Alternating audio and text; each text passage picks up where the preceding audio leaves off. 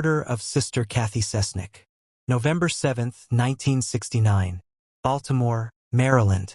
It was a chilly Friday evening when 26-year-old Sister Cathy Cesnik, a young Catholic nun and teacher, left her apartment to run a quick errand. She told her roommate she was going out to buy a gift for her sister and maybe pick up some bread.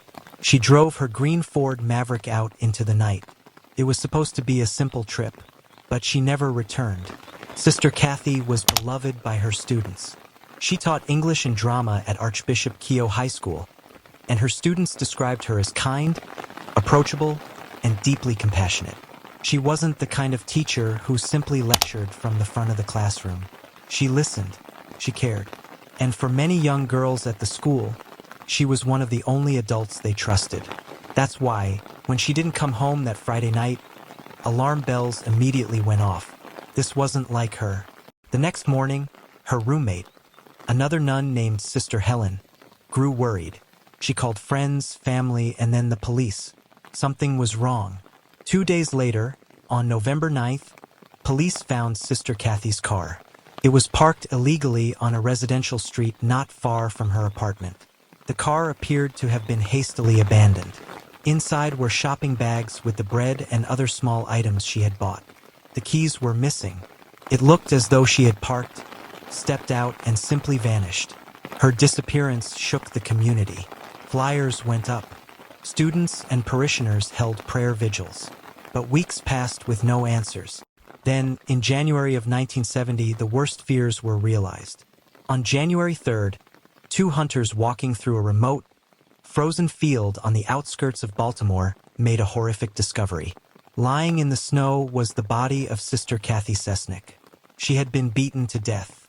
An autopsy revealed blunt force trauma to the head, likely from a hammer. Her body had been left in the open, exposed to the elements for nearly 2 months.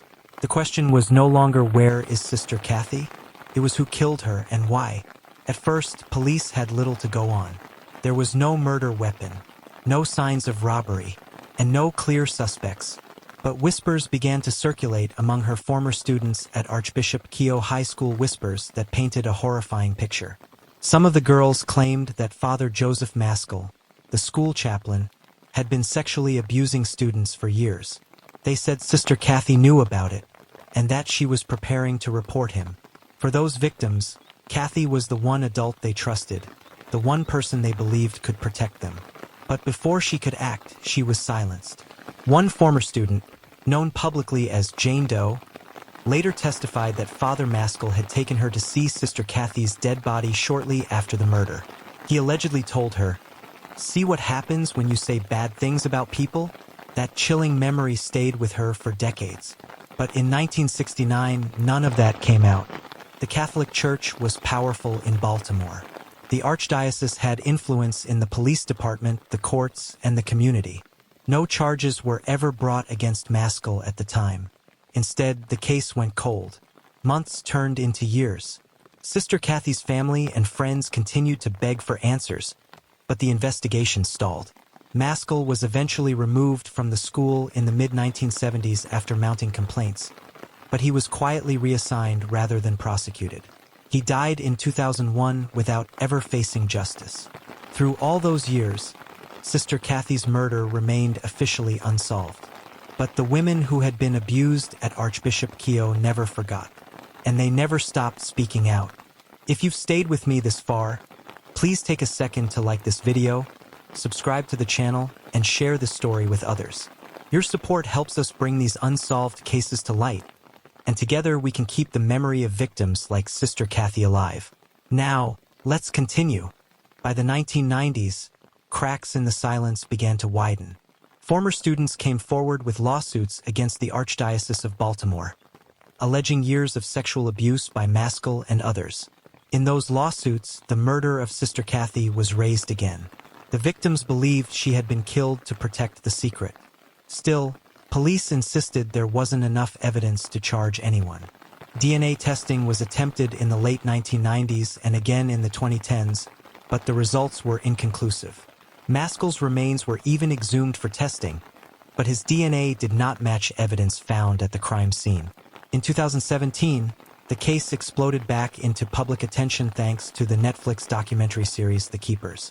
The series focused on the murder of Sister Cathy and the abuse scandal at Archbishop Keough.